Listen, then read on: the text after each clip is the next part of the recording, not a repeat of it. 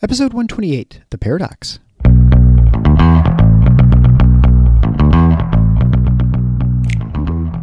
Welcome to The Paradox with your attending, Dr. Eric Carlson. He is a practicing anesthesiologist and clinical assistant professor at Michigan State University College of Human Medicine. Listen in as he takes you behind the scenes of what practicing medicine in today's ever-changing world is like with another doctor.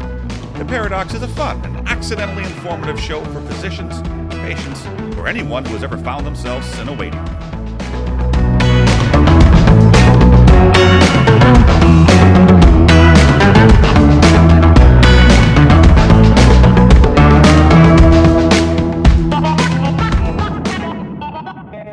Welcome to The Paradox. I'm your host, Dr. Eric Carlson. Thank you for joining me as we explore the U.S. medical system in a fun and informative format through expert analysis. And today's episode is going to run a little bit long, but last week it was a little bit short, so this is going to be a nice way to sort of even things out.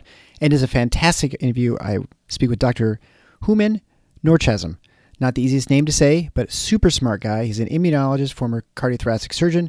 We're going to go a little bit into his background and history, but he's going to talk today about vaccinations and people who have been previously infected and what they should do about vaccination. I get this question all the time when I'm at the hospital from other hospital staff, nurses, physicians, and they'll say, I had COVID or my kids had COVID. Do they need to get vaccinated? What do you think?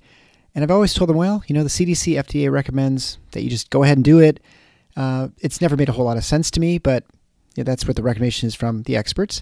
And Dr. Noorchashm, who has a degree in immunology, his graduate work, super well-versed. I think he lays out a very compelling case for why he's concerned about this policy. But we're going to get into that, and I think you're going to find a great show, and it's going to be really informative, and I'm super excited. I'm so thankful that he was on. He's been on a number of other shows like Tucker Carlson. He's written extensively at medium.com.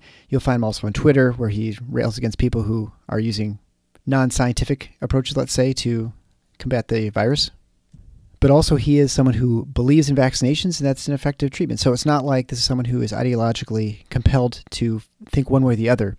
He just says it's time for us to use some science. And really we've lacked scientific discovery, the curiosity, and the skepticism. And I don't know if skepticism is even the right word, but probably just the questioning of things and making sure that we all agree that we're down the right path. And the acceptance that other people may have varying beliefs or theories, hypotheses, and that we just have to accept that, we don't know for sure. There's a lot of hubris in those who are leaders, and there's not much humility. And I've said way from the start, back in last March even, that you have to have a large level of humility in this whole debate to really understand where we should go, what we should do. There will be links to all Dr. Noorchashm's stuff that I have access to, Tucker Carlson's interview, some of his writings at Medium, his Twitter handle, and there's other shows that relate to this about COVID, which we've had quite a few now in the Paradox recently. But that all can be found at theparadox.com/128. I encourage you again to share this show with your friends. It is what makes this show so popular and so successful. And I can't thank you enough for really spreading the word and pushing this to your friends and people who you think may find something useful, not only just about COVID. Hopefully you find a lot more about this show useful than COVID, but we talk about other things with the U.S. healthcare delivery system, problems that we face, and people who have found solutions to things. So I encourage you to share the show, go back in the archives if you haven't listened to a bunch, find a couple that you think might be interesting at the titles, make sure you subscribe to the show, and please, if you have an opportunity, go to a 5-star rating on whatever podcast player you use. But first, before we start the interview, a word from our sponsor. Today's sponsor is Michael L. Revis. He is a CFP professional and insurance agent committed to helping physicians nationwide with their term life and disability insurance needs. He provides an objective, transparent, and education-focused process that aims to help physicians make prudent decisions and avoid overcomplicating things. He exclusively offers own occupational disability insurance policies for residents, fellows, and attending physicians. We know he'd be happy to help you with whatever your needs are. You can find Michael at drpodcastnetwork.com/mrinsurance or contact him directly at 1-800-817-4522.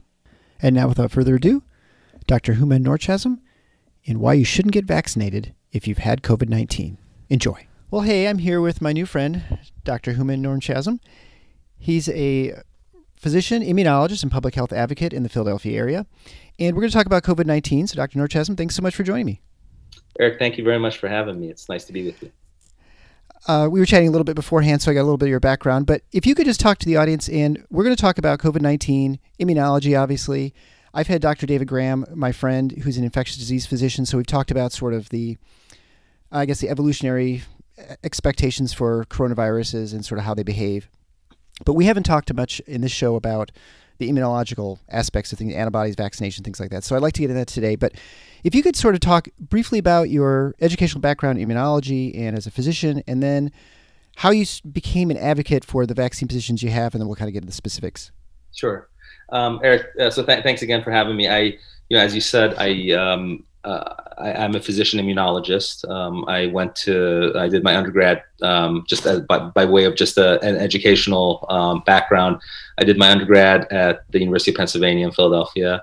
Went to medical school at Penn and was in the combined degree program there and the MD PhD program under a medical scientist training program grant from the NIH. And after I finished my PhD, which took about 9 years, I did a postdoctoral fellowship in immunology for about 2 years, joined the faculty at Penn before starting my general surgery residency. And, I did a general surgery residency at the hospital at the University of Pennsylvania, and afterwards went up to Harvard Medical School's Brigham and Women's to do my cardiovascular fellowship. And that took us to about 2013. And in 2013, my wife, who also was a physician scientist and immunologist, was an anesthesiologist just like yourself and a critical care doc. And she and I went up to Boston from Philadelphia, and she was a faculty member at Beth Israel Deaconess, Harvard Medical School. And in 2013, she was unfortunately diagnosed with a cancer of the uterus.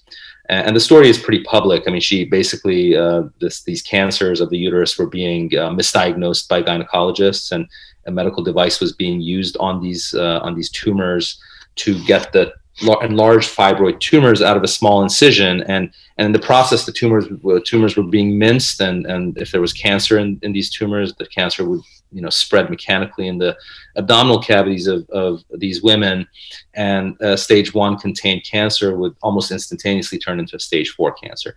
This was happening at a rate of 1 in 350 to 400 in women with symptomatic fibroids that were being assumed to be benign. So we really came face to face with this concept of minority harm in medicine, where you have a practice pattern that's benefiting the majority, or somehow it's economically viable as a service line. And, there's some minority harm being done at some rate of less than 1%. And it's being justified and sort of, not nefariously being whitewashed, but just being ignored as sort of being less than 1% and therefore justified. But in reality, when you tally up the numbers, if you do a procedure 1 million times a year, and 1 out of 350 women are getting their cancers upstaged, you're talking about a couple of plane loads full of women getting their cancers upstaged. So you can't really ignore it. And so that perspective, of minority harm is what Amy and I sort of brought to a very big, large-scale public health fight. And I would invite your audience to check it out in the press. There was actually a documentary movie made about my wife's public health battle called Kicking the Hornet's Nest, which is on Amazon. It's a very well done documentary movie by a young filmmaker who it was a labor of love for him, and he spent about 6 years building this movie. So I would invite you and your audience to really check it out, because it really crystallizes how it's an example of how minority harm is born in our medical establishment and how it's sustained. And so that perspective is sort of what reemerged for me as our nation started to engage this pandemic, and the vaccine became the dominant pathway to rescue out of this. I think there are very many parallels where, in the vaccine space, we're approaching this in a one-size-fits-all way, and that's where harm lives to minority subsets of people. So that's I think what we want to talk about on your show here. So sorry exactly. So. No, that's perfect. And this is the subject I find very complicated when talking to patients or talking to other physicians. And because I think in general, people, humans, and probably for good reason, are not very good at assessing risk levels as far as percentages. Like if I say somebody has a 37% risk of happening, it's really hard for people to grasp what that means, or of 3% or 0.5%, right? 1 in 200, 1 in 300, right? And for you're talking with something that's almost like 1.25%, right? Is 1 in 400. And what does that really mean? And so I will, when I try to describe things to people, patients, what's the chance of this happening versus this happening, getting a sore throat with a general anesthetic. Yeah. You have to sort of give, people can kind of guess 10% or something, or 25%, but really rare events, 1 in 10,000, 1 in a million, you really can't ever put your finger on what that really means. People don't really grasp it. And you definitely see that, I think, with risk assessment from the public and from the press in COVID, that it's really hard for people to understand what the real risks for certain things are. And then it makes it really difficult to make a decision on what's the right thing to do. And I always say, fundamentally, your risk is either 0 or it's 100. And unfortunately, I can't tell you which one it is, right? I mean, I'd say it's almost for sure 0, but it could be the 100. You could be that 100%. And so I think that's always important to point out that it's really, we're just not very good at it. Well, you're right. Physicians. So that's a very important topic, and I've spent a lot of time over the past 8 years since my wife's complication, really thinking about it, and I think it comes down to I think that most of us make this error both in medicine as well as in the public of thinking about risk in terms of numbers, where you're absolutely right. We have absolutely no framework for how to assess whether that risk is large or not. For example, with the morselization idea, look, the risk is 1 in 350. That's true, but if you're doing it on 1 million people, what's 0.25% of 1 million people, right? Suddenly you start seeing the jetliners filled with people crashing, right? And if you saw that, I mean, that's the problem with public health is that when a hazard is spread over time and space, you don't necessarily see it. Whereas when a plane crashes and 200 people on board all perish, you actually see what that is. So, for example, like the 737 MAX Boeing jets a couple of years ago, 2 planes went down and 346 people perished. If you look at the actual mortality risk in those aircraft, it's probably 1 in millions, right? I mean, 1 in millions of passenger miles traveled, but because you actually see it, every one of us could viscerally react to a plane crashing, right? But with the morselator, the risk is 1 in 350, and it's happening like sort of spread out over time and space, and so you can't see it. So really, it's, I think the framework that we think about risk is not sort of adjudicated appropriately at this point in our evolution as a specialty and as a society. And I think what it comes down to in medicine is 2 things. It's not really the incidence, I think, that matters. What matters is 2 things. Number one is the idea of medical necessity. So if are you doing something to someone? Are you offering them a treatment because it's actually necessary, either for their, physical or psychological well-being, A, and B, whether you're taking every step possible to avoid avoidable risks, right? So in other words, can you identify who's at risk, and can you mitigate and avoid the risk, right? And the answer to those questions is, well, it's medically necessary and beneficial, A, what you're doing, and B, that you're taking every step possible to identify risks and to mitigate against them or to avoid them, then it's not really the incidence of the risk that matters. If you haven't done those, you're actually not in ethical space for medical practice, because as you know, the principles of medical ethics tell us that beneficence is one of the pillars of medical ethics. You have to be doing something that benefits your patient, benefits your patient, is benefiting. And B, you have to be doing this with an idea of informed consent. And if you're not doing those, if you're not mitigating against harm, then you're just simply not in ethical space. So that it's really not the incidence, I think, that we should focus on. It should be the avoidability of a risk. Right, and I don't speak Latin, but I know it's a primum non nocere, right? It's like first do no harm, and to your point, it's like if someone comes in a trauma and they're dying in front of you, even if you're doing things that are going to cause harm, you don't worry about it, because the greater harm, of course, is death. And so that's a situation where you say, well, we've done everything we can to prevent worse harm, and right, but so well, that's even in that case, Eric, like I can tell you that, like, for example. And I know that your audience is partly medical, so I can use this example. For example, with aortic injuries, right? Recently, there's this push towards using this device that's minimally invasive called the Roboa. Where you're essentially inflating a balloon inside the aorta to stop bleeding. This has replaced the standard of care, which was to do an XLAP or a thoracotomy to gain direct control of the aorta when it's bleeding, right? Now, I mean, here's the thing.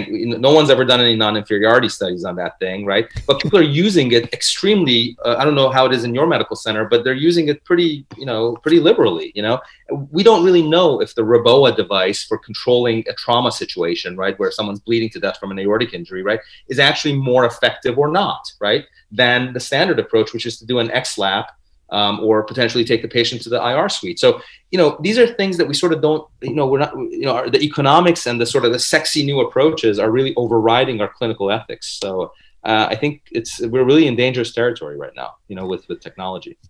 So. Yeah, and I think that's a great point. There's all kinds of things we do that I'm like, I don't really know this is of any benefit to the patient outside of like the bottom line of the hospital, or the surgeon thinks it's fun or something like that, right? I mean, but we're not going to talk about that. So which we could obviously go and talk about this for quite a while.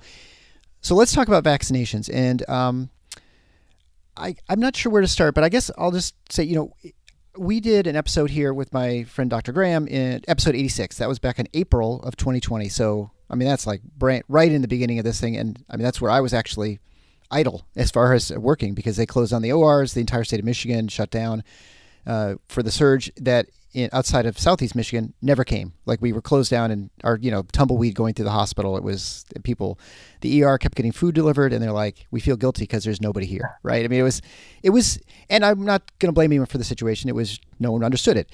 But even Dr. and I were talking at that time, and I felt like at that point we sort of had some feel for how this was going to play out.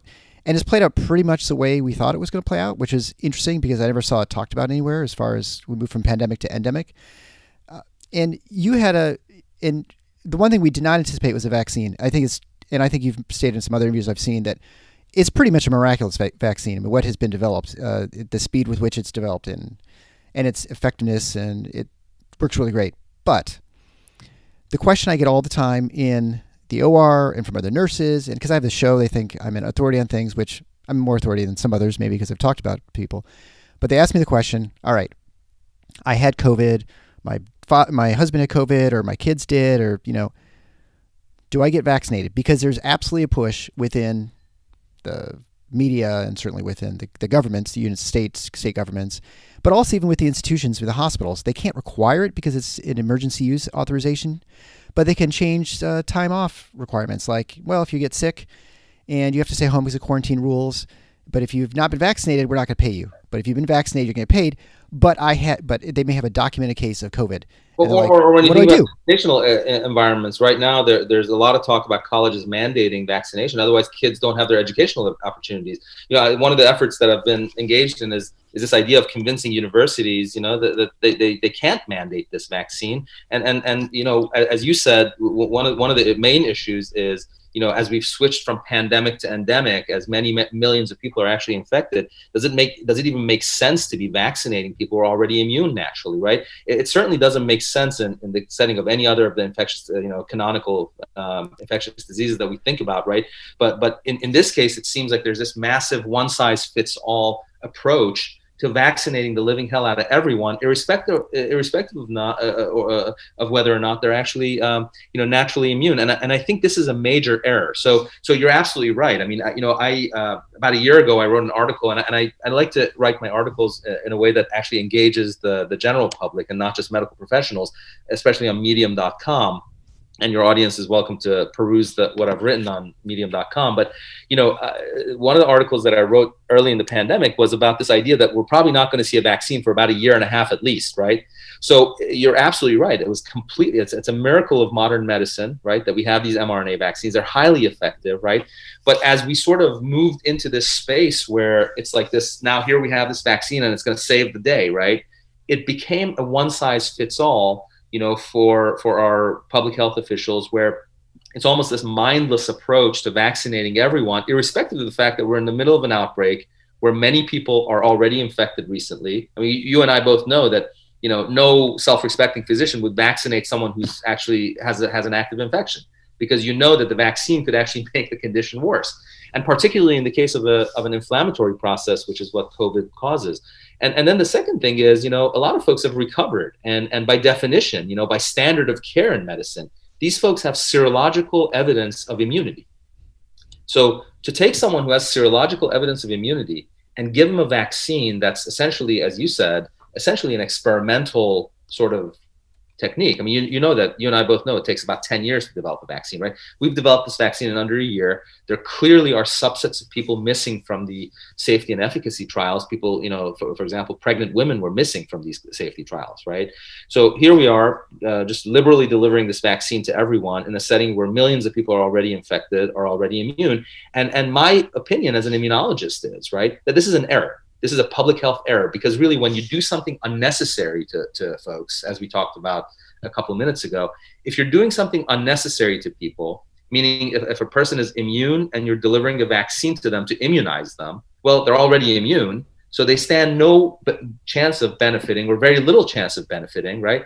And so really the only thing you're selling that patient or giving that patient is the possibility of harm. And for anyone who to think that this vaccine is perfectly safe, well, that person is delusional, because nothing in medicine is perfectly safe, right? I mean, even the tubes that you put down people's throats, like for to intubate them, these are not, I mean, they're very effective. And in the vast majority of people in the hands of good anesthesiologists, these are safe. But you and I both know that there's a risk of harm associated with this. So you better damn well need to intubate your patient before you intubate them. If you don't need to intubate someone and you intubate them and they get hurt from a complication that's associated with that procedure, then you've actually done harm. It's not just an unavoidable complication anymore. It's actually harm, because it's not medically necessary. And my contention to the FDA has been fundamentally that if a person is naturally immune, if by every standard measure serologically, we can demonstrate that this person is immune, they have IgG antibodies, they had symptomatic disease, it makes absolutely no sense, zero sense, to vaccinate these people indiscriminately. And that's exactly what we're doing. Yeah, I've been stunned. And that was that was the message early on.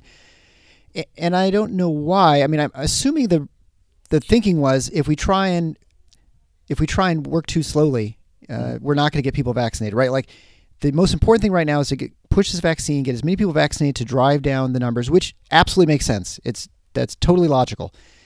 But the thought was that if you add an extra step in checking if someone's actually had the virus, and cleared it, that you would, especially when it was a precious resource. I mean, Now it's not so much. Now we have got more supply than we have demand. But initially, it made no sense, of course, to vaccinate people who had it. But it was like there's not even time to try and check that, or it's going to add an extra level of confusion, and people are not going to get it, or people thought they had it and they're never going to really get checked, and so they're going to say, well, I had it, and and that's absolutely. I mean, I think fundamentally what it comes down to is that our public health officials and a lot of establishment experts essentially don't seem to believe that we can walk and chew gum at the same time, right? I mean, for God's sake, we put a rover on Mars, right? And in terms of the sophistication of things that we're capable of, I mean, this idea that we can't rationally sort of disperse this vaccine and efficiently and actually stick with what we know and the principles of ethics and science and clinical medicine that we know,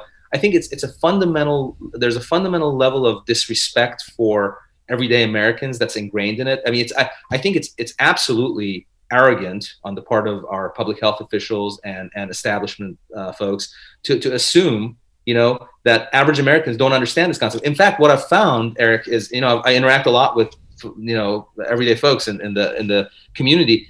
Everyday Americans actually understand this. Like, really, it's stunning to me. Oh, yeah. That people, average people who've had, levels of education that are on par with the average in this country, come up to me and say, I had COVID. Do I really need to? I mean, what you're saying makes sense. Do I really need to get this? And the answer is, well, most likely not. And here, you can have a prescription and go get your IgG levels drawn at LabCorp. And if you're positive, just like any other infectious disease, I mean, this virus there's nothing special about this virus. I mean, it's a transient virus. It's not like a herpes virus or an HIV type virus, right? It doesn't incorporate. It's a transient virus. It comes and goes. Neutralizing antibodies and prime T cells work against it. And so if you're serologically positive for IgG, that means you have neutralizing antibodies and prime T cells. There's no, it's really stunning. It really is that we're doing this. So what could you say to people when they ask you, all right, are you certain that once I've cleared the virus that I'm immune, or how long is it going to last? I mean, what do you tell people like that? Because I think that's the next question. Like, well, I had it back in last April, and it's been over a year now. What do you say to people? So there's a very large study that just came out in preprint form from Israel, and it's actually a credible study from a major medical center. It is, I think the numbers were about 4.6 million people, in group that they retrospectively looked at, and what they found. I mean, you can look this up. I think it's from Tel Aviv University. What they found is that people who have had infections, natural infections, and natural immunity are as well protected as vaccinated people from development of subsequent reinfection. So that's a very large study, and it sort of makes sense from the perspective of, we could have predicted this, right?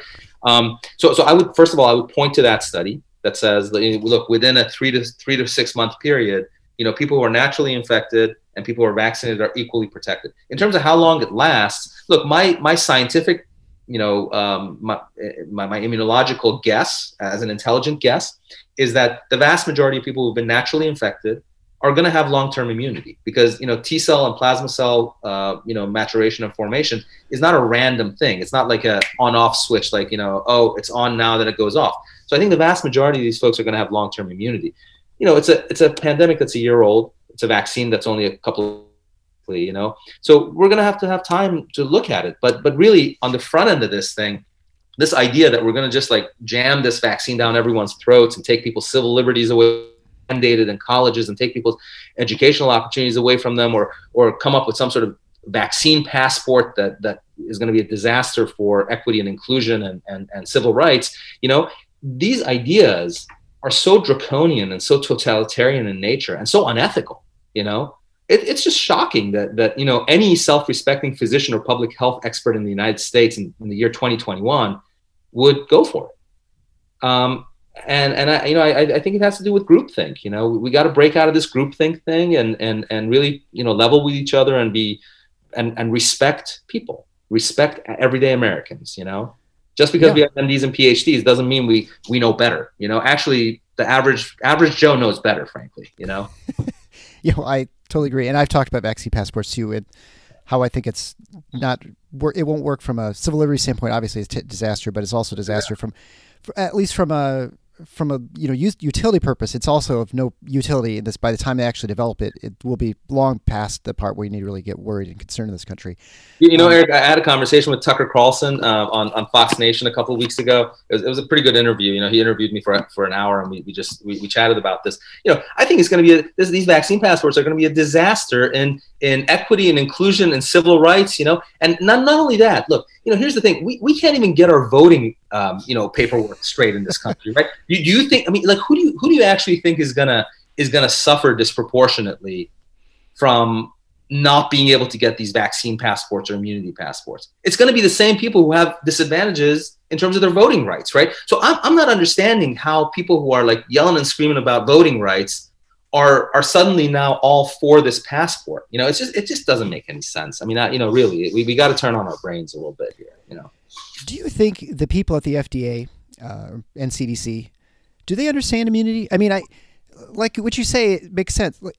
That seems to be the general understanding. You've had chickenpox. You don't vaccinate the kid for chickenpox. Like when the vaccine first came out, they didn't, that was one of the questions, right? Like if you had it, include it.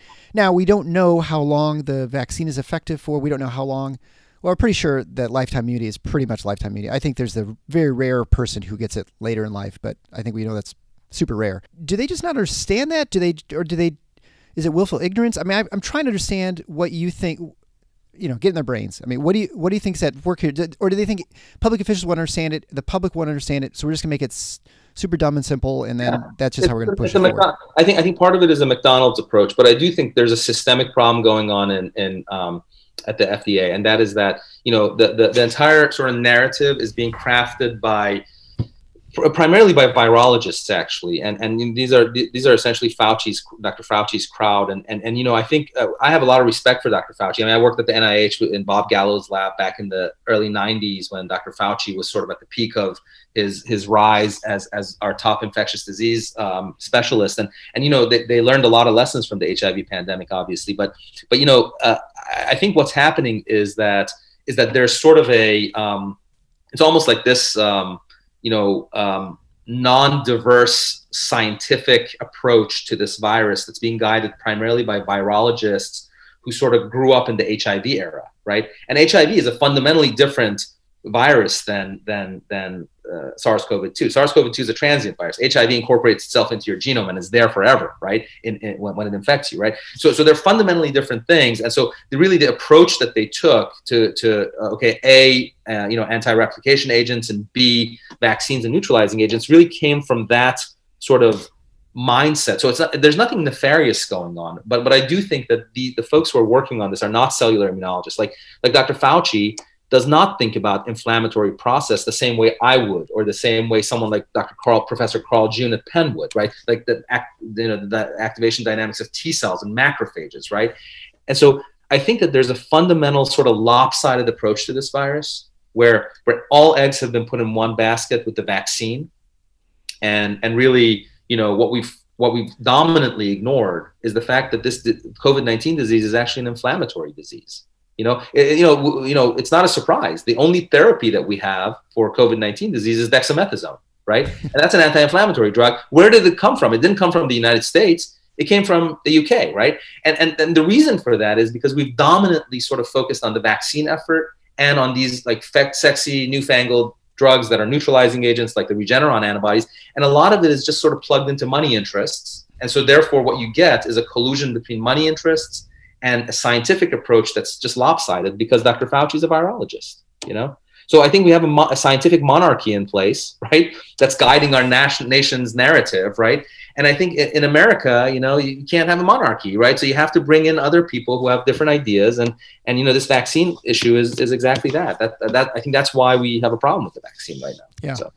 Well, it's been no surprise for me. I thought Fauci's done a really terrible job from the start of this pandemic and messaging and explaining things. And I think just overall, I don't know, I think just treating people as idiots, and whether they're physicians or the American public. And it shows, and it shows how they've lost so much institutional support from lots of Americans. I mean, they're the ones, they're the ones who are 100% in favor.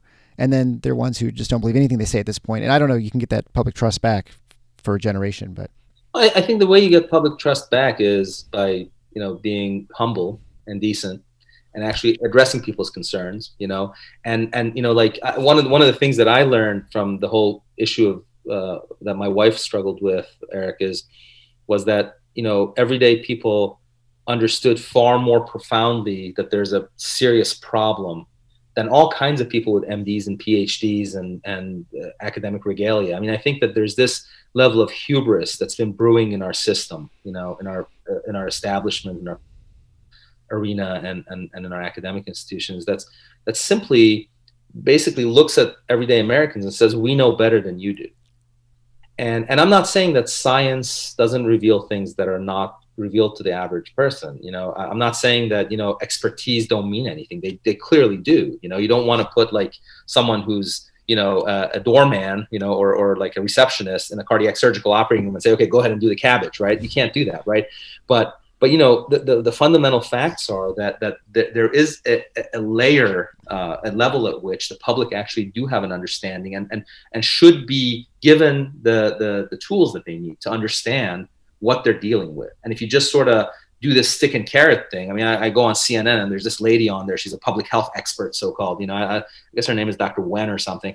She talks about a stick and carrot approach to taking Americans' freedoms away from them, or giving them freedom if they get the vaccine, right? Right. Well, that's the most stupid thing I've ever heard. It's not just stupid, it's totalitarian, and it's dangerous, right? Because it fundamentally disrespects the everyday American, which we cannot have as an orientation, as a profession, right? I mean, as a profession, as a healing profession, one of our tenets of operation is patient autonomy, which essentially means that you respect the patient's intelligence and understanding, and you can't force anything on anyone, right?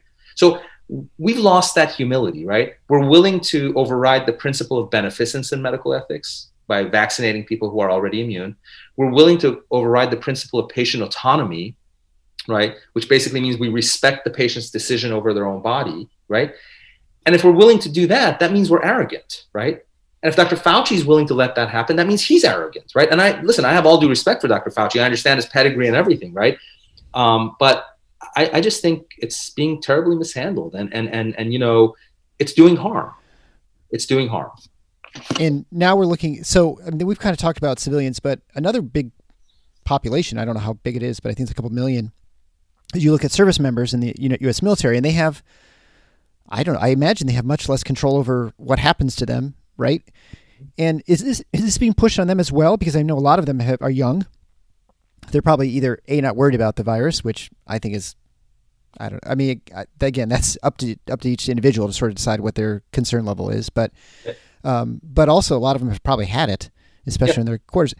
So they're kind of at risk, right, from just getting this a vaccination that will provide no benefit. And yes, the harm is incredibly small, as we stated before, but again, it's either 0 or 100, right? So, what do you think? Yeah, I'm actually, as you're speaking, I'm pulling up an article that I posted on Facebook. I wrote a letter to President Biden about the service members because the Department of Defense policy is that everyone should get vaccinated at this point, right? And they're offering the vaccine to all the troops, right? And as you said, many of them are actually already infected. So there was actually an article. You can pull up my letter to President Biden. It's several thousand people have read it at this point. But basically, the point is this: is if your service members are recently infected or immune, these are folks who can't benefit and will only get harmed. So I'm just pulling this up. It's in the Military Times. The title of it is 25th service member dies of COVID-19 as White House considers mandatory vaccines, right? So this gentleman's name was Senior Chief Fire Controlman Michael Wilson. He's 45 years old. He's assigned to the Information Warfare Training Command, Virginia Beach, Virginia, died of a coronavirus-related complication after being fully vaccinated. Okay. So, I think, we can say these are true and unrelated, right? We can say, okay, this Senior Chief Wilson died from COVID. And that's what they're saying. Like that orthopod, Dr. J. Barton Williams of Memphis, Tennessee, he'd had an asymptomatic infection, got his 2 Pfizer vaccines, and he burned up in an ICU and died from a hyperinflammatory reaction. And FDA and CDC are saying that's true and unrelated. So yes, true, he had the asymptomatic infection. True, he got the vaccine, and true, he died. But these are unrelated events, right? We can do that, right? But I think that's not the sort of ethical and scientifically and clinically sound way to go. These are all sentinel events, right? And so yes, in the military right now, what we're doing is we have a group of folks who are committed to nation and duty, and they will do whatever the government tells them to. And many of them are actually recently infected or are currently immune.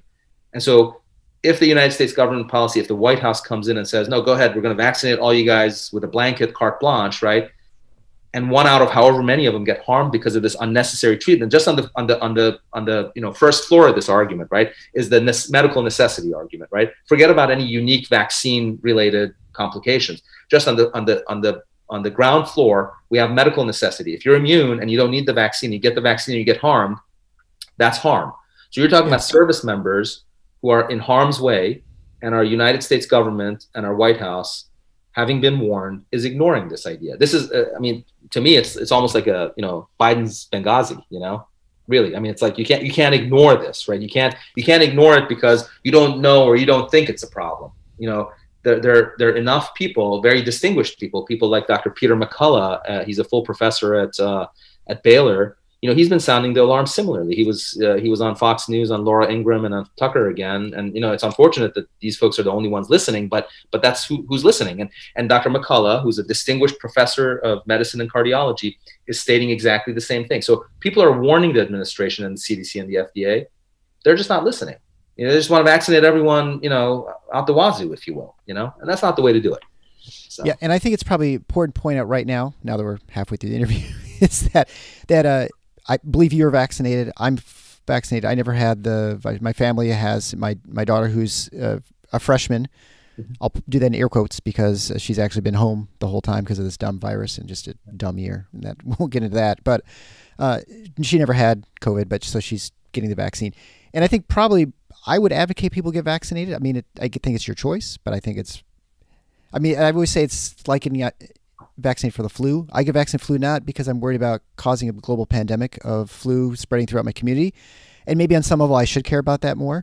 But I do it because I really don't want to get the flu because it really sucks and you're sick for a long time and you can't work and you feel miserable. And that's sort of my same thought with COVID, although I realize lots of people are asymptomatic or pretty much totally fine. I mean, that's your position, right? We're not here saying that COVID's not real, right? No, Eric, I have to actually apologize to you. I wanted to be very emphatic on at the beginning of this interview, and I forgot to do this. And I do this with every interview I do. So, I've been vaccinated. I got the Moderna vaccine, right? And I truly understand and know the power and efficacy of these vaccines. And not only as an immunologist, but as someone who actually has received the vaccine and measured my own IgG levels. I measured my IgG levels before the vaccine. I had 0.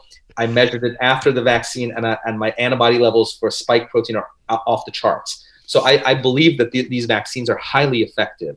And to your point, in my own family, I have 6 children. My son, who's a freshman at the University of Chicago, he had COVID back in November. He was sick for 10 days. He came home this past spring, and I measured his antibodies. And he's got a whopping amount of antibody. He's immune. His sister, who's 18 and is going to college next year, we measured her antibodies, and she doesn't have antibodies, right? So she got vaccinated.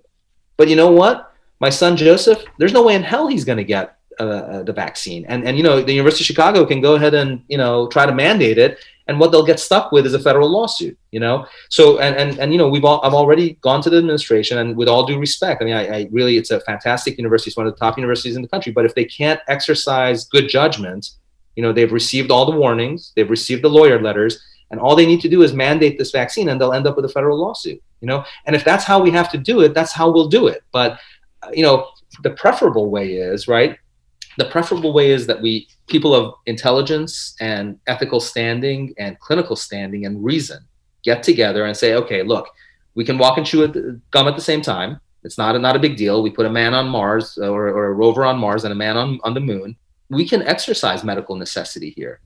We can adjudicate whether vaccination is medically necessary. If you have like 40% of your frontline healthcare workers having had COVID and are immune to this, these people should not be exposed to the risk of harm by an unnecessary medical treatment.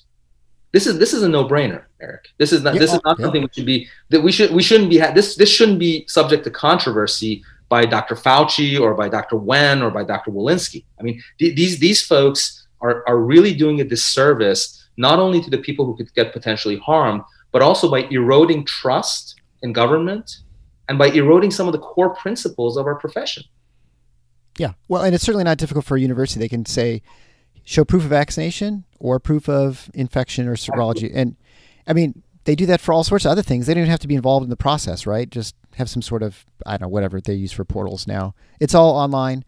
And I do appreciate the fact that we're so nerdy that you actually checked your IgG levels and of your kids. I mean, that's great. I had less than 0.8 units per milliliter in my blood before the vaccination, which is the baseline threshold for the LabCorp test. And after my second Moderna shot, I had greater than 250 units per ml, which is the upper limit of detection. So yes, I did. So now we're going to go to well, there's one other subject I want to talk about is now this week, I think they're going to start rolling out vaccinations for children down to the age of 12. And then at some point it'll be kids down to probably age of 2. I think that's where the trials are. And that may be happening in the fall. Do you have any sort of sense of what people should do as far as parents? Because parents are definitely more concerned because it's one thing it's just your life, but when you're making decisions for another, I mean, obviously it's different, right? You're more cautious and they're more hesitant with vaccines. What's your recommendation for down to age 12? I mean, is this like a figure out what the risk for COVID is versus the risk of the vaccine? I mean, that's really what it comes down to. Do you think they do more antibody tests or what sort of other things? So for my own kids, I have kids ranging from 8 to 19, and I think my own age cutoff for my kids is probably 16. So my 16-year-old's probably going to get vaccinated. But below 16, I think, and the reason is that the 16-year-old moves around a lot. It's a less controlled sort of, in terms of movement and susceptibility to acquiring the infection. But, look, I think the risk currently for the variants that are out there, the risk to children is astronomically low, right? And so it's probably true that the risk from the vaccine itself may be high, either on par or maybe even a little higher for the kids. So I don't really see any justification currently for giving the vaccine to the kids, but to the kids below the age of 12 or below the age of 16 rather. But I do think that one concern I have, and I think this is something that's bearing out in places like India, is that as more and more people, including kids, get naturally infected, the probability of a variant emerging that might actually be more harmful or more virulent increases, right? And I guess the thought experiment that I would ask you and your audience to do is imagine if SARS-CoV-2 were similar to the 1918 flu, where kids were actually being affected too.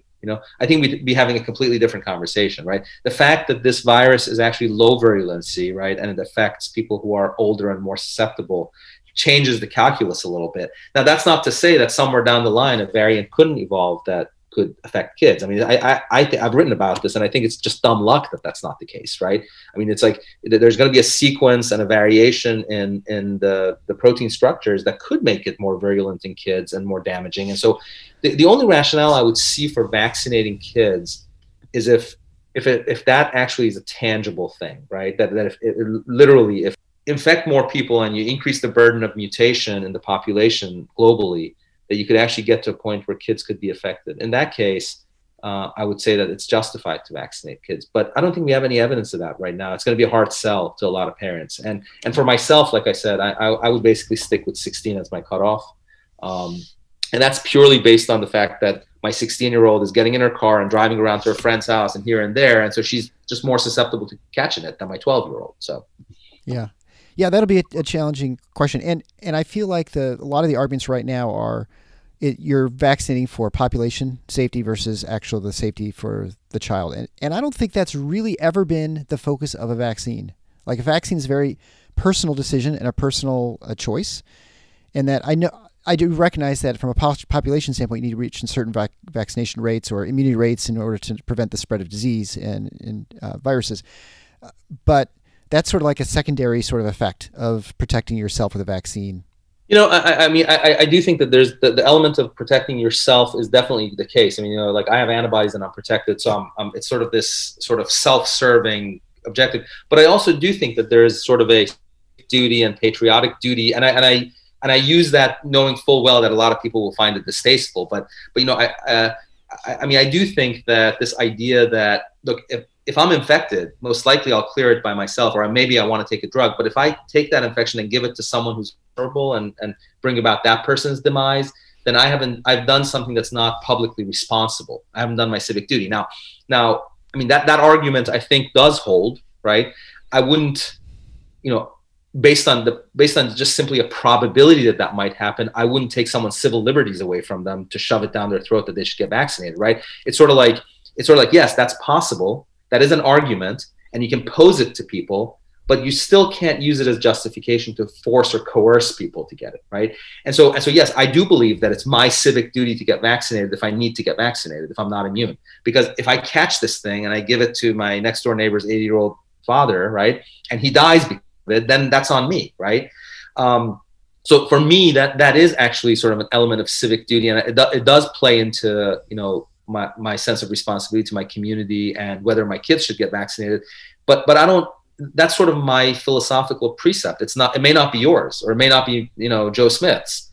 And in a pluralistic society, we are duty bound also fundamentally to respect other people's sort of approaches and ways of doing things, right? So I can't say that Joe Smith for sure is going to hurt somebody. There's a probability that he or she might, but I can't take his civil liberties away from him based on a probability.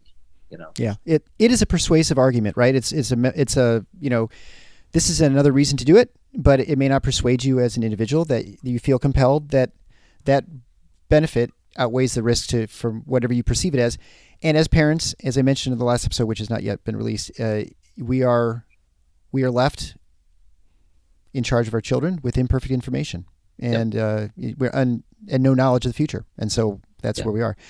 So I want to shift gears a little bit, and this is a question I have, now that I've got an immunologist, I absolutely have to ask this question, because I hear this all the time. I'm not entirely convinced.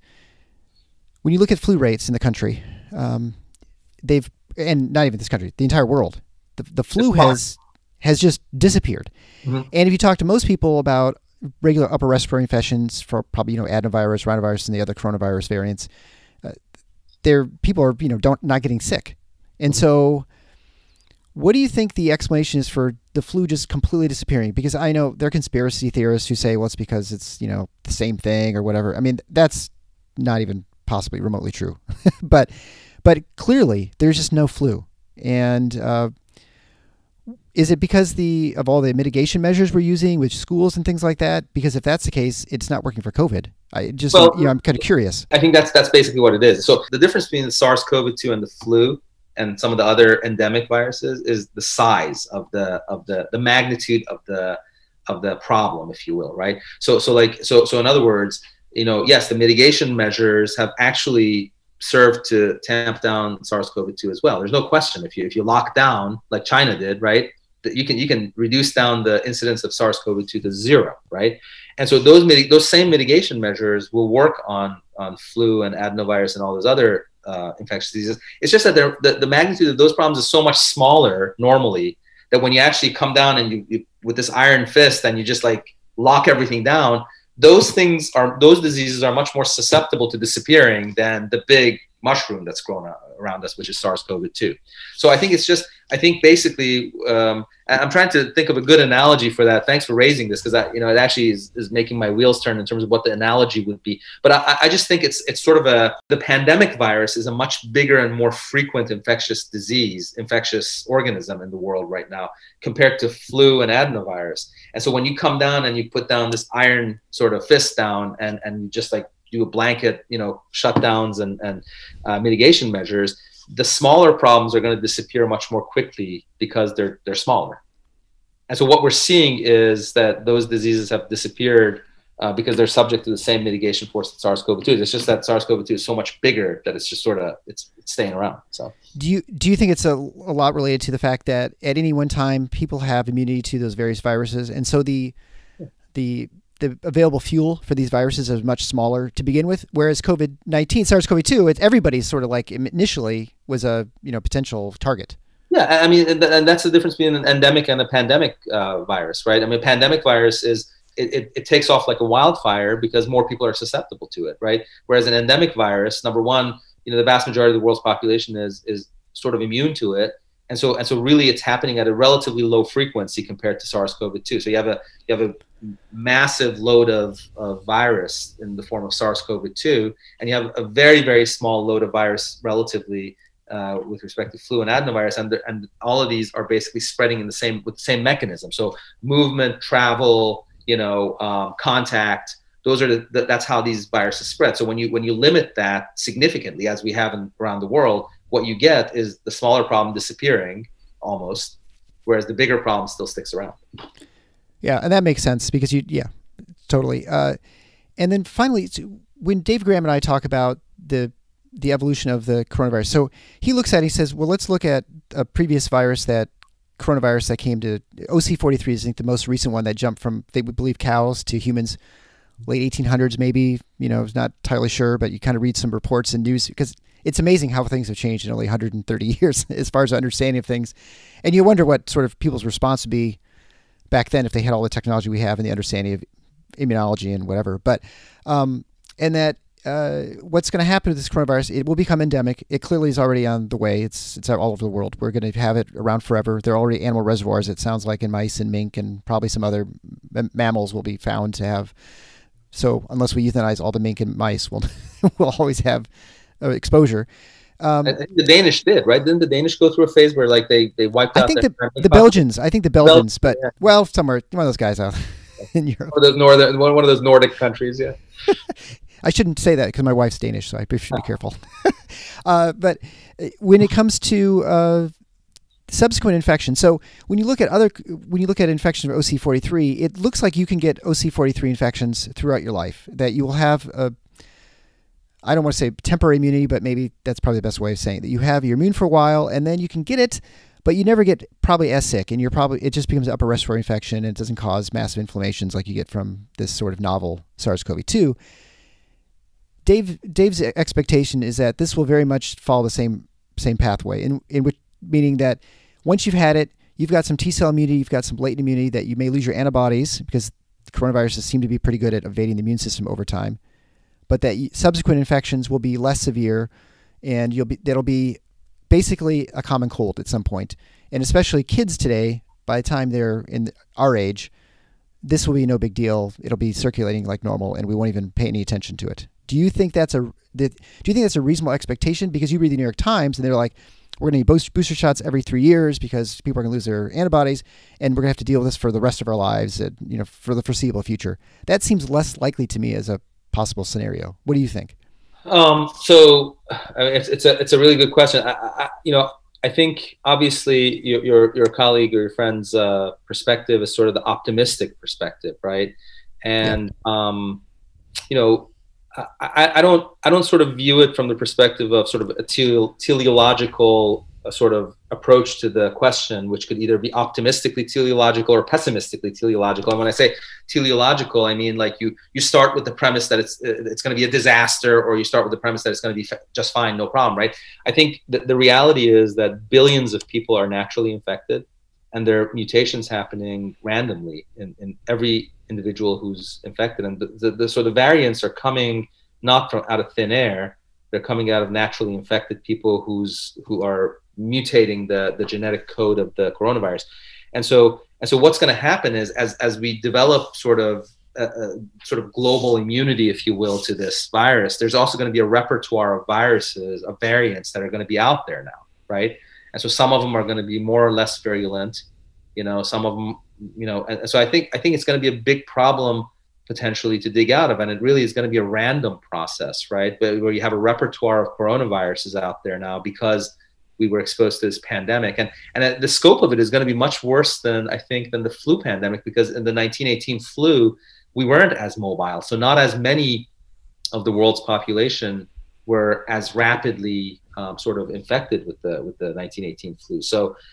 So I think that there is concern that some of these random mutations will lead to variants that could be potentially more destructive. So I do think there's an argument for limiting the number of people who get naturally infected, either through vaccination or through lockdowns.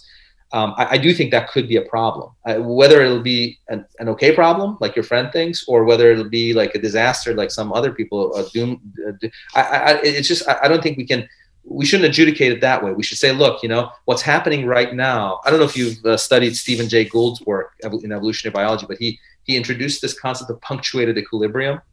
And what punctuated equilibrium is when during the course of evolution, you have these periods of equilibrium where selective forces are working on different variants, right, of whatever, right? And those selective forces in the environment guide what will be, right? And then there are these periods of punctuation where variants are either expanding or contracting rapidly because of some cataclysmic thing like a pandemic, right?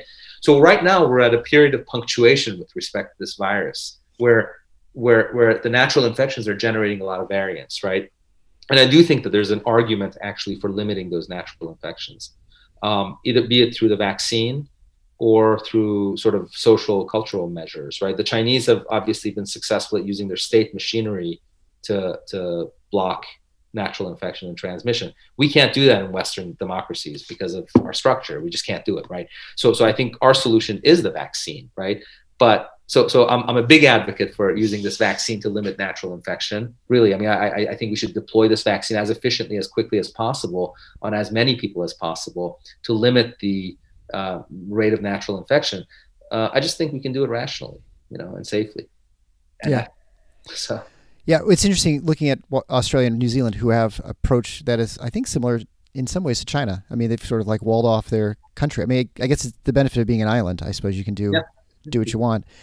Well, the Israelis, Eric, the Israelis, the reason why they were able to do that study that I pointed to, which showed that naturally immune people and the vaccine infected people are equally protected. The reason why they could do that study, right, is because in Israel, they were very, they're very much on top of it. They screened everyone, and they literally, their public health policy was they weren't vaccinating people who were infected. And that's how they could tell that there's look, here we have this pile of people we didn't vaccinate and were naturally infected, and here's this pile of people we vaccinated because they weren't infected.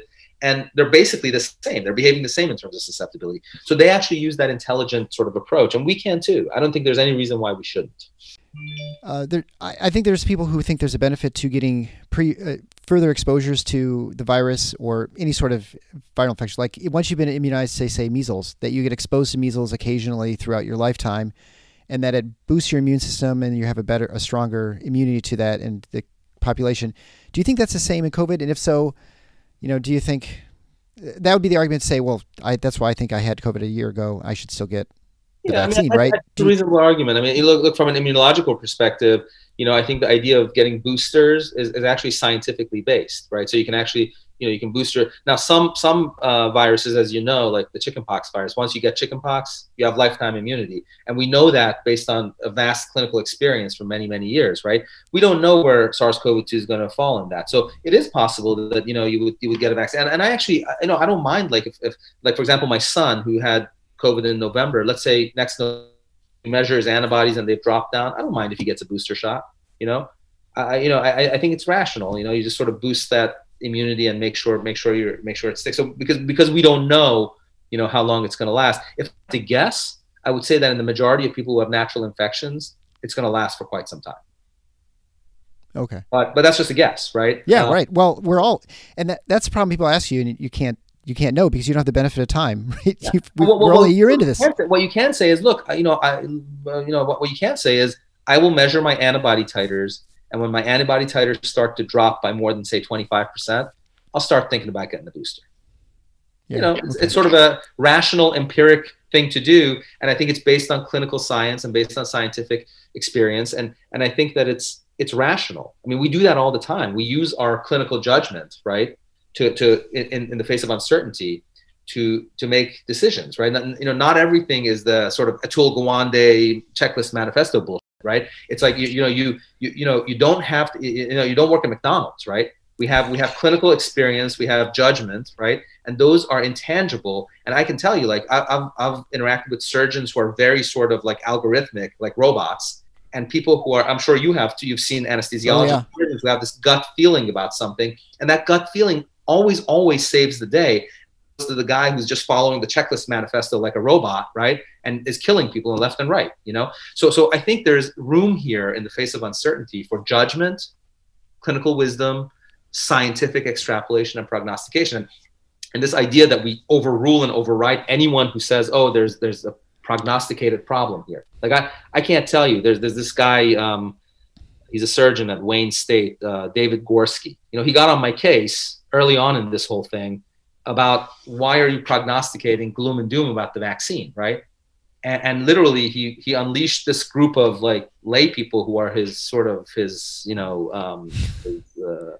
mob minions, I guess, right? To just literally throw eggs, right? I mean, literally it went all the way to the point where someone had taken a post and sent it to the state medical board, complaining that my license should be rewritten. It's like, well, okay, so first of all, that's like bully tactics, right? You can't do that. That's not appropriate, right? It's like, I'm not saying people shouldn't get vaccinated. I'm saying that we have some safety concerns here, right? And but this idea that any sort of skepticism or dissent gets squashed in this in this whole discourse.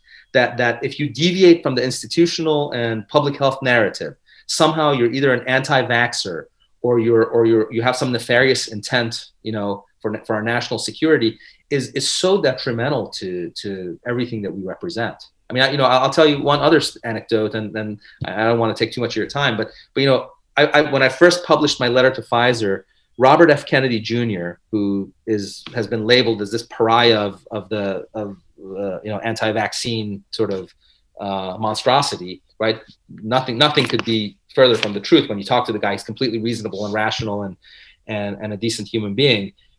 His publication picked took up my letter to Pfizer and to FDA and published it in the Defender. The Defender is, the Children's Health Defense's publication. I had no problem with that. I put this thing in the public domain. I have no problem. Anyone could pick it and read it and amplify it. I'm happy about that. And I'm happy about the discourse. Then this guy Gorski, at Wayne State, goes in and activates his whole machinery trying to label me as an anti-vaxxer, which, that's not the way it works. The way it works in our country is that we engage in discourse and we operate based on ethics and decency, and we're not bullies. We don't bully each other around. Crowds don't go beating up on individuals. We don't use our state machinery to beat someone up and take away their livelihood. None of that shit, So anyway, that's where we are. Yeah. Well, I wish that was all entirely true, but definitely the last couple of years have made me question some things as far as what I thought were. I think we talked about before show. I think just the intellectual curiosity and scientific curiosity seems to be lacking in some ways, which is a little worrisome. But I think it's, I think these things will work themselves out. I also think like the vaccine passports. I think the this recognition that once you've been infected, you have to get vaccinated. I think you'll soon see an end to those arguments in the next month or two. Maybe that's optimistic, but I tend to think that people who are, we're helpful. We're helped in this country because we have a federal system. We have various states doing their own things that fight the federal government, and so you can get different narratives and different examples of things that work and don't work.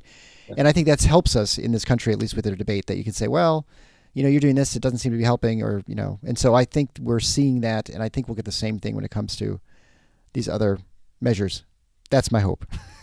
I hope so. I mean, I think you're right, and there's a lot of reason to hope, and I actually think that most of it centers on the common sense of the American people.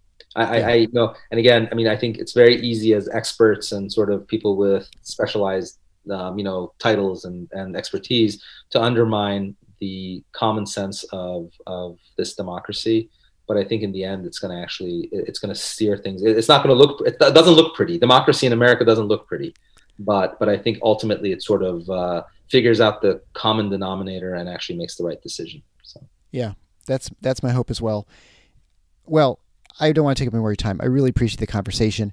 Where's a good place for people to find your stuff? It'll all be linked at theparadox.com so people can find stuff there. But where's a good place? I mean, obviously Twitter, that's where I found you, but you write at Medium and other places. Yeah. So Eric, I'm not a very sophisticated social media guy. I mean, I do use Twitter, and I find it pretty useful and good for discourse. I'm also on Facebook, and everything on my Facebook is public, and you can just put my name in.